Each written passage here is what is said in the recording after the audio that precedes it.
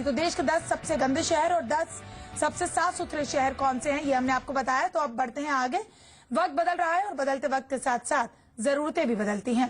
इस बदलाव में पावर सेक्टर की भूमिका काफी अहम है और अपनी इस अहम भूमिका और बदलते वक्त के साथ क्या क्या बदलाव की जरूरत को समझते हुए पावर के क्षेत्र में काम करने वाली सभी कंपनियां बेंगलुरु में एलकर्मा 2016 के बैनर तले वर्ल्ड यूटिलिटी फोरम में चर्चा के लिए इकट्ठा हुई हैं।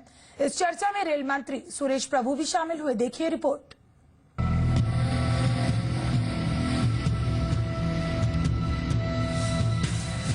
मौजूदा दौर में बिजली हर किसी की जिंदगी से जुड़ी है।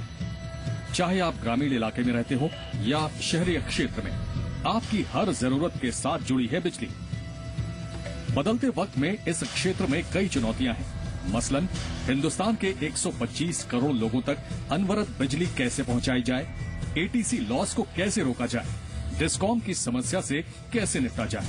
वर्ल्ड यूटिलिटी फोरम एक गैदरिंग है जहां पे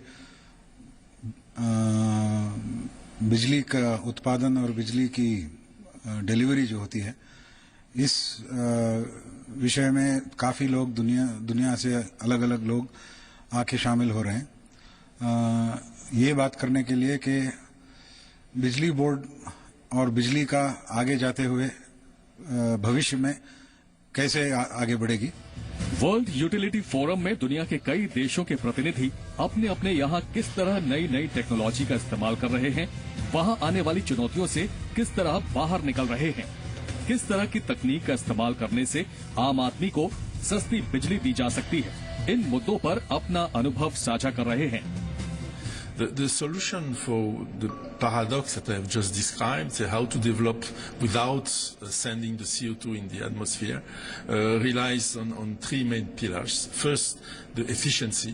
We are spending too much useless spent on non-efficient use of electricity. Second, the integration of renewable or non-CO2 source of electricity, and this is a great challenge because we still are struggling. World utility forum 2 दिन का कार्यक्रम है, जिसका उद्घाटन rail मंत्री सुरेश प्रभु ने किया।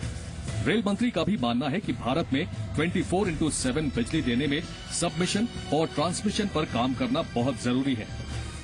देश के विकास की दिशा आगे आने वाले समय की परख करने के लिए हमें देखना होगा कि किस तरह से हमारी पावर सेक्टर की दिशा चल रही है। बिना पावर हमारे बहुत सारे विकास के जो अलग अलग कदम है वो पूरी मात्रा में सफल नहीं हो पाएंगे।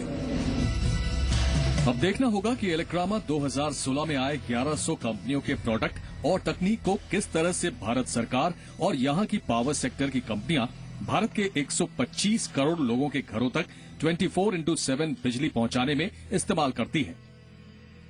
संतोष कुमार, जी मीडिया, बेंगलुरु। तो फिलहाल इस